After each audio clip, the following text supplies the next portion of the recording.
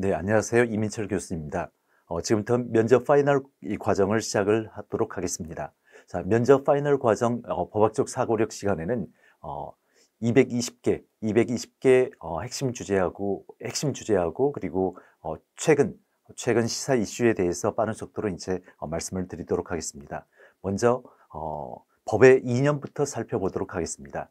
자, 법의 이념이라는 것은 법이 법으로서의 효력을 갖기 위해서 지향해야 하는 법의 목적을 말합니다. 보통 정의, 합목적성, 그리고 법적 안정성이 법의 이념 3요소로 받아들여지고 있는데요. 자, 이런 법의 이념 중에서 특히 면접과 관련해서 중요한 것은 정의입니다. 정의.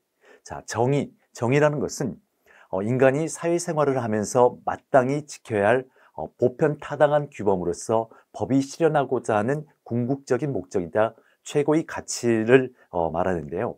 자, 많은 철학자들이 정의가 무엇인지에 대해서 논의해 왔지만, 자, 여러분들은 특히 이제 롤스라든가 노직이라든가 샌델의 정의론에 대해서 정리를 해둘 필요가 있습니다.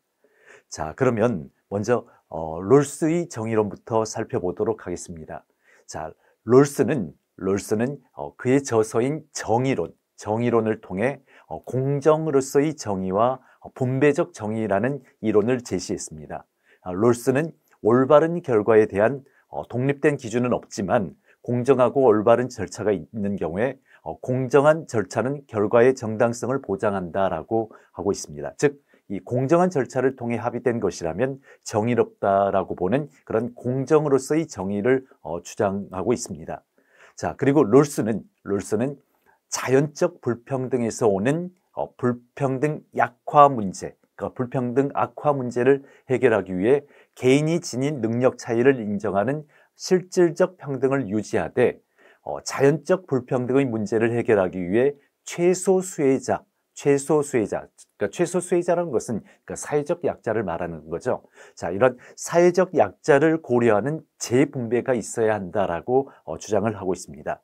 그래서 롤스는 타고난 재능은 우연의 산물이고 이에 대해 배타적인 소유권을 가질 수 있는 게 아니라 사회 공동의 자산이기 때문에 타고난 재능으로 사회적 약자의 처지를 개선하는 데 노력해야 한다라고 하면서 차등의 원칙에 따라 재화가 분배될 때 정의가 이루어질 수 있다라고 주장을 합니다. 여기서 말하는 차등의 원칙이라는 것은 최소 수혜자에게 가장 많은 분배의 이익이 돌아가도록 할 때에만 불평등을 허용한다라는 원칙입니다.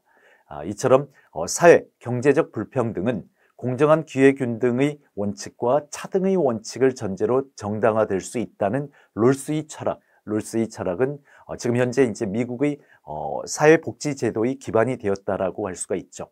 자, 이런 정의하고 관련된 내용은 제가 첨부 자료로 첨부한 내용을 보시면 참고하시면 됩니다. 자, 그래서 이제 여러분들 첨부 자료를 보면 플라톤의 정의론부터 시작해서 아리스토텔레스, 그리고 최근에는 이제 라드브르의 정의론까지 쭉 정리를 해두고 있는데요. 이런 정의론에 대해서 여러분들이 잘 정리를 해두시고, 아까도 말씀을 드렸던 것처럼 롤스뿐만 아니라 노직이라든가 샌델의 정의론은 여러분들이 면접 답변을 구성할 때 적절하게 활용을 하시기 바랍니다.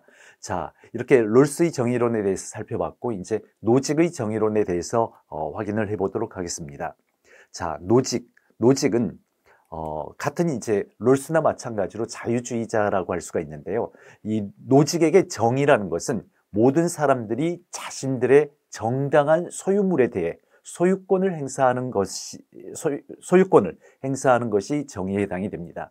이 노직은 로크의 자연법 사상에서 영향을 받아서 인간 스스로 자신의 소유물과 신체를 처분할 수 있는 완전한 자유의 상태를 누린다는 자연권을 토대로 개인의 재산은 절도나 강제로 얻는 것이 아닌 한 절대적으로 보장되어야 한다라고 주장을 하고 있죠. 따라서 정부가 소득 재분배를 위해서 사회 구성원들이 소득을 옮기거나 변화시켜서는 안 되고, 소득 분배의 결정 과정만 정당하다면 그 결과가 불평등한다라고 해도 그것은 공정하고, 정부의 역할은 기회의 균등을 보장하는 데 있을 뿐이라고 주장을 하고 있죠. 그래서 이 노직은 자유주의 입장에서 롤스의 평등주의가 가져올 개인의 기본권에 대한 침해 가능성에 대해서 논박을 하는데요. 즉 노직은 하나의 소유권이 정당한 노력이나 대가 및 처분권을 포함하는 정의의 근본 개념이라고 주장을 하면서 이 개인이 행한 노력을 무시하는 것은 곧 개인의 권리를 침해하는 것과 같은 것이기 때문에 롤스의 배분적 정의론은 개인이 행한 과거의 노력을 무시하고 결국 누가 무엇을 갖게 되는가의 물음에 집착하고 있다라고 비판을 하고 있습니다. 자, 이어서 이제 샌델 같은 경우에는 대표적인 공동체주의자인데요. 자, 샌델은 최대 사수의 최대 행복을 강조하는 공리주의 정의론과 시장에서의 교환과 거래를 강조하는 자유지상주의 정의론을 비판적으로 정리하고 선택과 교환의 공정한 조건을 강조하는 행동지향적 자유주의 정의론에 근거하면서도 결국에는 공동선을 강조하는 정의론을 제시하고 있습니다. 자, 샌델의 정의론과 관련해서는 프린트물에 정리가 잘 돼 있으니까 그 부분을 참고를 하시고요. 자, 다음으로 이제 능력주의에 대해서 말씀을 드리도록 하겠습니다. 자, 일단 이제 능력주의는 그러니까 능력에 따라서 어떤 분배를 하는 어떤 능력주의에 대해서 찬성하는 입장에서 7가지 그리고 반대하는 입장에서 7가지 논거에 대해서 정리를 해드리도록 하겠습니다. 먼저 능력주의에 대해서 찬성하는 입장에서는 자, 이 능력주의의 핵심은 모든 사람에게 공정한 기회를 제공하는 것입니다. 그래서 각 개인은 자신의 능력과 노력에 따라 기회를 잡고 성공할 수 있는데 이는 신분이나 출신에 구애받지 않고 누구나 노력한 만큼 보상을 받을 수 있다는 점에서 공정하다라고 봅니다. 자, 이런 공정한 기회 제공은 사회의 전반적인 역동성을 높이고 개인의 잠재력을 최대한 발휘하게 한다라는 점에서 능력주의에 대해서 찬성을 하고 있죠. 자, 그리고 이 능력주의는 사회적 이동성을 촉진합니다. 능력 있는 사람들이 사회적으로 더 높은 지위에 오를 수 있는 기회를 제공해서 기존의 계층 구조를 타파하고 새로운 리더층을 형성하게 하는데, 자, 이런 것은 개천에서 용난다라는 말처럼 누구나 노력하면 성공할 수 있다라는 그런 희망을 줍니다. 따라서 이제 이런 사회적 이동성 증진은 불평등을 해소하고 다양한 배경을 가진 사람들이 사회 발전에 기여할 수 있도록 해준다라는 것입니다. 자, 그리고 세 번째로 이 능력주의는 효율성과 생산성을 높이는 데 기여합니다. 적재적소에 능력 있는 인재를 배치함으로써 각 분야에서 최고의 성과를 낼 수 있도록 해주는데, 자, 이런 것은 기업과 조직의 경쟁력을 강화하고 전체 경제의 성장으로 이어지는데요. 자, 예를 들어서 능력 있는 사람들이 공직이나 중요한 직책을 맡게 되면 어떤 정책 집행이나 기업 경영이 더욱 효율적으로 이루어질 수 있다라는 것입니다. 자, 다음으로 이제 동기부여 측면에서 동기부여라는 측면도 어떤 능력주의에 대한 찬성 논거로서 활용할 수가 있는데요. 자, 능력주의는 개인에게 강한 동기를 부여해 줍니다. 자신의 노력과 능력이 성공의 열쇠가 되기 때문에 개인은 끊임없이 자기 개발에 힘쓰게 된다는 겁니다. 자, 이런 것은 개인의 발전뿐만 아니라 사회 전체의 발전으로 이어집니다. 사람들은 자신의 목표를 달성하기 위해서 열심히 일하고 이를 통해 얻은 성취감이 다시 긍정적인 동기로 작용하게 된다는 것입니다.